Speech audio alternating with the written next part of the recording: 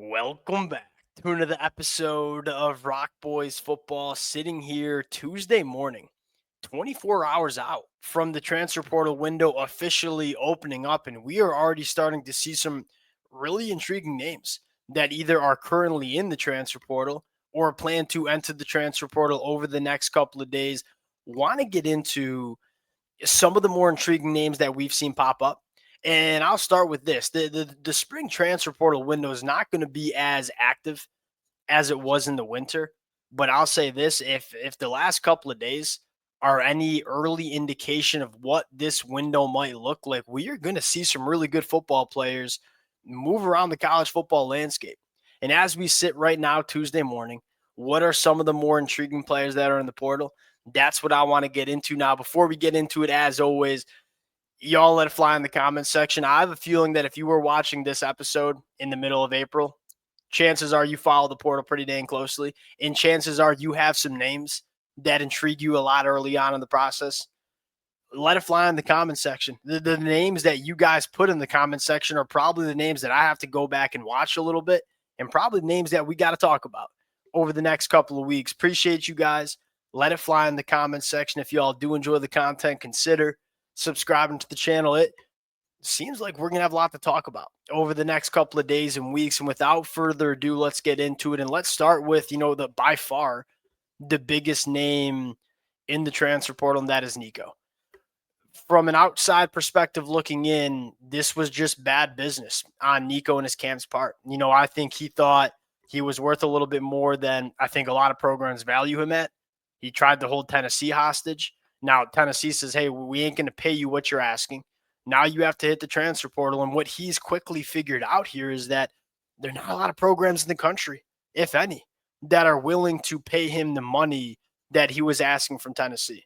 And so I think you're going to have to see two things happen. One, a program's going to have to emerge that is desperate enough to pay Nico the money that he's asking, or you're going to have to see Nico. And I think this is probably what's going to have to happen. You're going to have to say, Nico, say, hey, I thought I was worth this, kind of overplayed my hand. I'm going to have to take a pay cut. At this point, I don't even know if he's going to get the money that Tennessee was going to pay him going into 2025. And that's for a couple of different reasons. One, because it got so public and ugly, I think there's a lot of programs across the country that don't want to mess around with adding Nico to your roster, and especially the camp that's around Nico. I think secondly, there's a lot of apprehension with programs adding a quarterback after spring practice. I think a lot of programs are sitting there and saying, hey, we have a decent feel for who our quarterback is.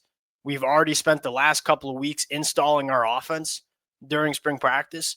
It's a really big risk to pay Nico as much money as he's asking and try to get him comfortable in this offense when we're just a couple of months away from kicking off the 2025 year. Going to be fascinating to see where Nico ends up. And this is not me getting up here and saying he's a bad football player. He's a guy that has tremendous potential at the quarterback position and really does have the capability of being one of the top quarterbacks in the sport. Now, the thing is, we didn't really see it in 2024. Now it's gotten this public and this ugly.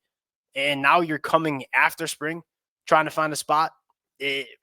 We'll see where Nico ends up, but I think there's a lot of programs that are looking at him and saying, hey, love the player, love the potential, but we don't want to mess around with this in the middle of April. Another name that I think is fascinating is Trebor Pena from Syracuse. These type of wide receivers consistently fly under the radar in terms of the value they bring to a program. This is a slot wide receiver that's not the biggest, not the fastest, but a guy that just knows what he's doing at the position. And that's kind of evident of how much he was used at Syracuse. He was targeted 108 times in that Syracuse offense in the 2024 year, caught 84 of them, a 77% completion percentage when targeted. You're already seeing the early links to Miami. And I'll say that makes a ton of sense in terms of the Xavier Restrepo replacement going into 2025. Now, I know Miami has some young wide receivers they like. They probably want to add a little bit more of a veteran presence. And Trebor Pena, a guy that's going into his 6-year college football, certainly brings that to the table. Going to be really interested to see where Trebor Pena ends up. I think this is a guy that immediately becomes a factor in any offense, really, across the country. Another name to worth monitoring is Jaydn Ott. Jaydn Ott he's the best running back currently in the transfer portal. And if you're a program that you feel like you have a lot of boxes checked and maybe you're trying to just inject one more difference maker into your offense, Jaydn Ott's that guy, especially with the big playability. This is a guy that when he gets to the second level, he is turning 10-yard carries into 50-plus yard carries and taking it to the house. There's not many running backs across the country that have the second level juice that Jaydn Ott has. And I think he's really underrated in terms of what he does between the tackles. I mean, he's a guy that has put on a lot of good weight over his time at Cal. He's up to 210 pounds, 59 missed tackles forced in the 2023 season, 830 yards after contact. He's a guy that, yeah, is a big play running back, and that's what you love most about him. But I think a more complete running back than a lot of people give him credit. And again, I think the conversation here is he would make a lot of teams better going into 2025. What team is willing to pay the price tag for Jaydn Ott going into 2025? You're already seeing the early links to the Oklahoma Sooners. Another really intriguing name that I had to go back and watch a little bit is JB Nelson. And I think what it comes down to with JB Nelson is there's just not going to be many starting caliber offensive linemen that enter their name into the transfer portal. JB Nelson is one of those guys. Now, wasn't a full-time starter at Penn State, but played a lot of football for Penn State over the last couple of years. This is a guy that I don't think he didn't start at Penn State because he's a bad football player. Because when you turn on the film, he is a starting caliber power forward guy. Just couldn't get on the field because Penn State's so good on the offensive line.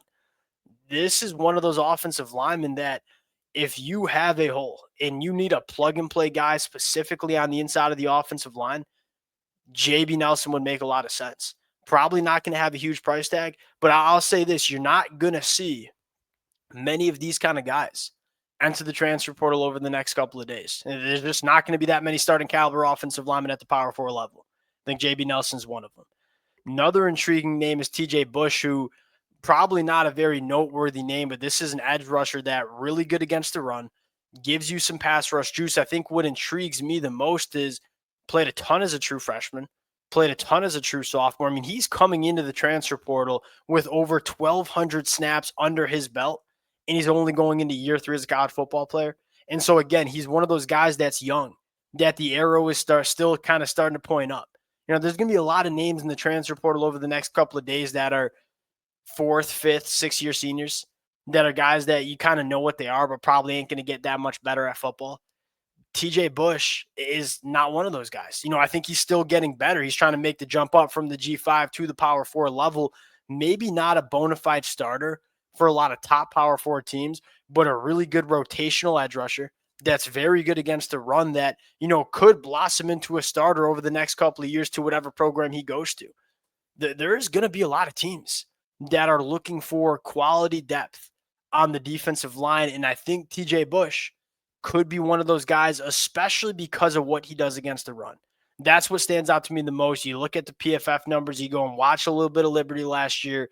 He's a good pass rusher. You know, 13% pass rush win rate in the 2024 year. Really good against the run, which not everybody talks about, but that's an important trait to have when you're looking for transfer portal additions.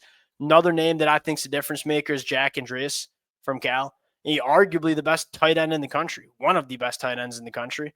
This is a program that, one, you probably want to be a program that uses your tight ends a lot. And there's just not that many programs in the country that use the tight end that much. If you are one of those programs and you're looking for a difference maker at tight end, Jack Endries would make a lot of sense. There's not a lot of tight ends that you can run a passing attack through in the country. And I think Jack Endries is one of them. You look at the numbers again, my favorite part, 61 targets, 56 catches with 1 drop. That's a 92% completion percentage when this kid was targeted in the 2024 year. I always look for tight ends that are just steady Eddie. That are guys that, hey, when we're going to you, are good things happening? Are you creating separation and catching the football in traffic? Jack Endries is that guy. He's up to 240 pounds right now. That 6'4", 215 is not an accurate listing. Another name that I think is intriguing is Zaquan Patterson. Now, Zaquan Patterson as a pure football player right now is not the best. You know, was a high 4-star prospect in the 2024 class. Played a decent amount of football for Miami as a true freshman. I think Miami fans would probably agree with this. You probably threw him out into the lion's den, you might say, a little bit earlier than he was ready for. And that was a product of Miami just having a really bad secondary that didn't have a lot of depth. They kind of had to play Zaquan Patterson early. I don't think anybody questions the potential this kid has as a football player, but was kind of thrown out into a defense that one was extremely poorly coached, that didn't really have a ton of continuity in the secondary. It was a difficult position for Zaquan Patterson in the 2024 year. Now, this is a guy that I don't think you're adding in the portal because you are looking for a starter. This is a guy that you want to add to a pretty deep room. They can kind of see where he is, maybe even use his red shirt in this season. And then maybe you get a really good football player over the next couple of years. This is one of just kind of an extension of the high school recruiting ranks. You add a guy that's young, that has a lot of eligibility, that you can take some time and develop. But again, a guy that could be a very good safety over the next couple of years. Last name, Demarion Thomas from Vanderbilt. There just ain't going to be many of these body types of guys that have played a lot of football at the Power 4 level. Demarion Thomas, 6'2", 330, fire hydrant build. A guy that is not going to give you a ton of juice in the pass rush, but a guy that could probably play 20 to 25 really quality snaps on first and second down a game for you. There's a lot of teams that are looking for this. There's a lot of teams that just need more bodies in the inside of the defensive line. And Demarion Thomas is a guy that started every single game for Vanderbilt on the inside of the defensive line, played some 3-tech, played some nose, a guy that can play. He's not going to be a first-team all-conference guy. He's not going to be an All-American, but he's going to be a guy that's a very solid rotational piece for a team that needs some more depth in the middle of the defensive line. And we all know that there's a lot of teams looking for this kind of body. We'll see where he ends up as well. We'll continue to break down the names as they continue to enter the transfer portal. This is where I sit right now in terms of some of the more intriguing names. Appreciate you guys rocking with it. If y'all do enjoy the content, consider subscribing to the channel, and we'll talk to y'all later. Peace.